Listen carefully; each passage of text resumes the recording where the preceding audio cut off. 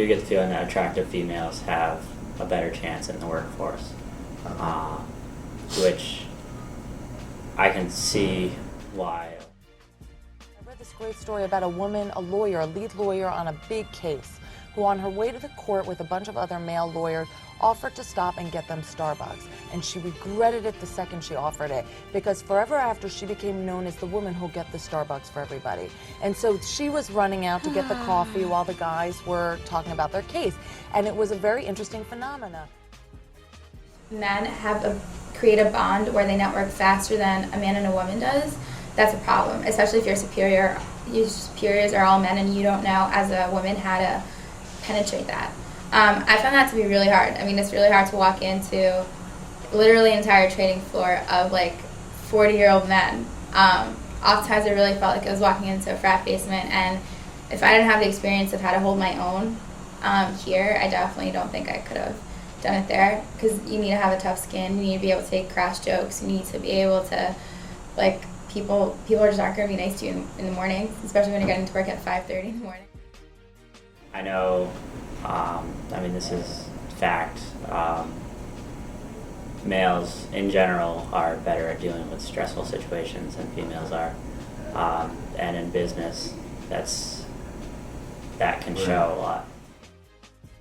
There have been countless articles in the Times and in other papers about how do women balance, trying to start a career where you have to be, especially if you're on something like, if you're on the street, you have to be on the street and in the market to have your clients and to catapult yourself to somewhere like CFO of a company. That takes years. That takes 25 years. And if a woman leaves the workforce to, be at home with her kids at age 38 or 40, she's missing like crucial years that men have to continue building up their repertoire.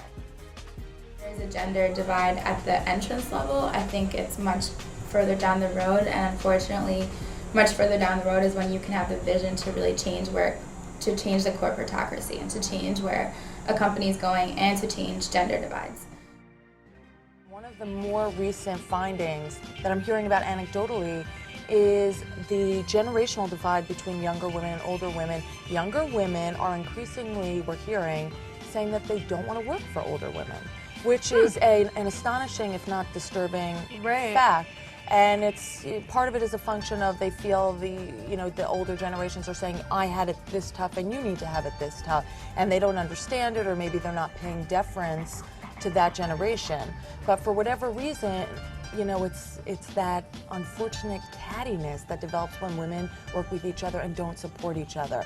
It's a shame. It's a real shame. It's a startling phenomenon, hopefully one that, will be obliterated just given the number of women that are entering the workplace.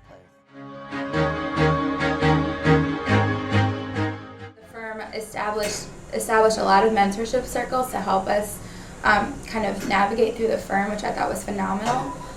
We definitely, ratio-wise, had 4 times as many mentors as the guys did in the program, and I think that really helped us through. And I think since a firm like Goldman Sachs saw that need and saw that to help us navigate it, in the end, since we did percentage-wise get more offers, I don't know that's a fact though, don't quote me, but I think that does show that we can handle the appetite. There are also new trends in the workplace that I think are helping women achieve the kind of confidence and equality that men have known for generations. And I think it's being achieved by the support structures that women are creating amongst themselves.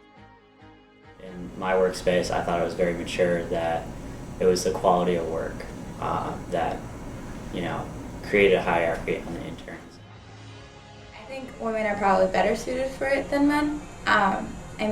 Girls are as competitive and as feisty, if not more, than guys. The great majority of the best talent going into companies for the last 5 years has been women, and that will continue to be the case. I think it's still there in a very concrete way, but what's happening now that I think is a remarkable phenomena is the massive influx of young women into the workplace, in numbers probably greater than ever before. And what's happening is you're starting to see just greater numbers of women rise up and stick it out. These are women who were told they could do anything. Certainly there there are very practical things that women still need to achieve, like equal pay for equal work. Goes without saying. I think we've come an incredibly long way, but I think women have to still continue to network and continue to. I mean, the only way that can happen is if women do not imagine that glass ceiling, right, and keep on pushing forward. One of the ways we could deal with it is by listening to women themselves about reasons why they are leaving, reasons why they find it tough to compete in your work environment, why they would prefer to leave, have a career break, go and work for themselves as management consultants or start their own businesses, and why it is that they don't want to work for you anymore. And then start to construct some strategies to deal with that. Now, one of the ways we can do that is by offering flexible working patterns. I don't know how to solve that except for companies better equipping their women to come back into the workforce and being better about upward mobility when they do come back, because a lot of people say that their mobility is slowed even if they get an MBA.